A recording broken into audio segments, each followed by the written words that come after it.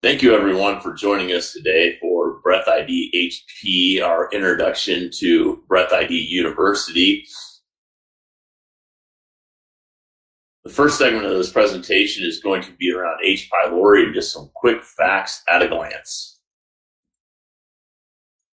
Helicobacter pylori is one of the world's most common bacterial infections.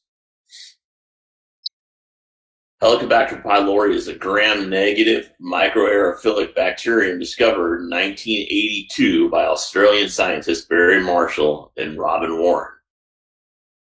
One of the unique characteristics of Helicobacter pylori is its construct.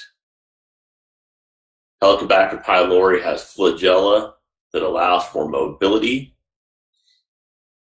Helicobacter pylori creates urease and has surface urease, which combines with water to produce carbon dioxide and ammonia.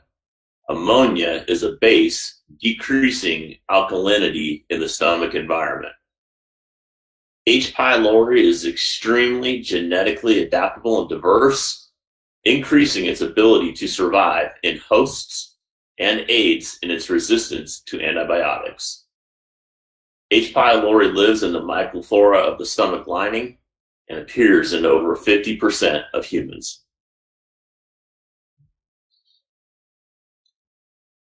One of the important facts when we consider H. pylori is the construct of the stomach.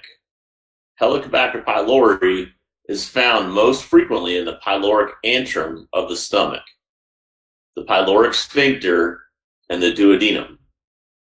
When we consider the body of the stomach, the fundus, and the cardia, more often than not, we do not find H. pylori in those segments of the stomach. When we look deeper at the stomach, we must consider the mucosal lining, submucosal, and muscle.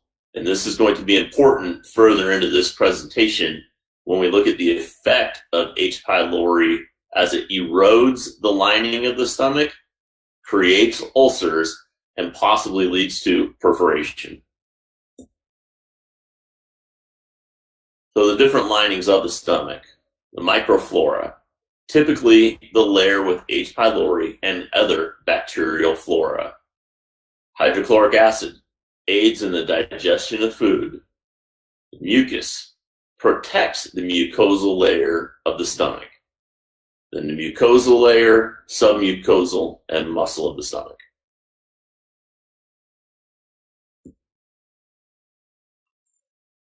The ammonia produced by H. pylori neutralizes the hydrochloric acid, allowing H. pylori to burrow downward into the mucosal layer of the stomach.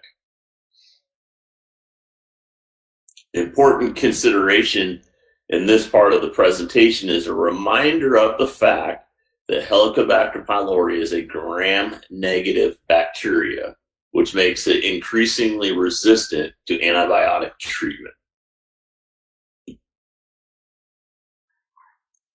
As H. pylori burrows downward through the protective mucosal layer, the hydrochloric acid moves downward as well, creating erosion to the mucosal layer of the stomach.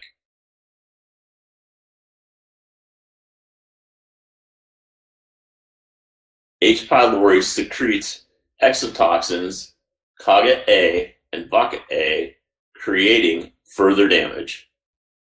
Coga A disrupts cell integrity and structure, causing inflammation. Vaca A causes apoptosis of the cells.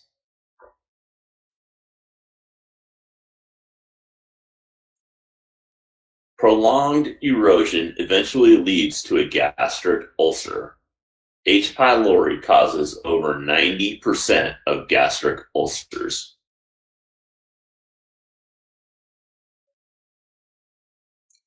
Inflammation actually increases the production of hydrochloric acid. Prolonged H. pylori infections and the continual increase of hydrochloric acid spills over into the duodenum, eventually causing a duodenal ulcer. H. pylori causes over 85% of duodenal ulcers.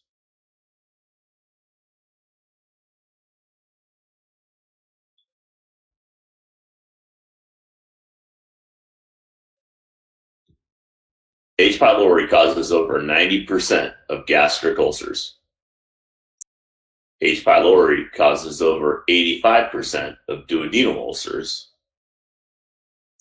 H. pylori is labeled as a carcinogen, the strongest known risk factor for gastric cancer. Infected persons have a 2 to 6-fold increased risk in developing gastric cancers and/or mucosal-associated lymphoid-type lymphoma, also known as MALT. Infections tend to be family clustering. Gut health affects the entire body. When it comes to prolonged H. pylori infection, knowledge continues to grow. H. pylori is known to cause retardation of growth in children. H. pylori is linked to diabetes, rosacea. H. pylori is known to cause difficulty in pregnancies. So what do the societies say about Helicobacter pylori?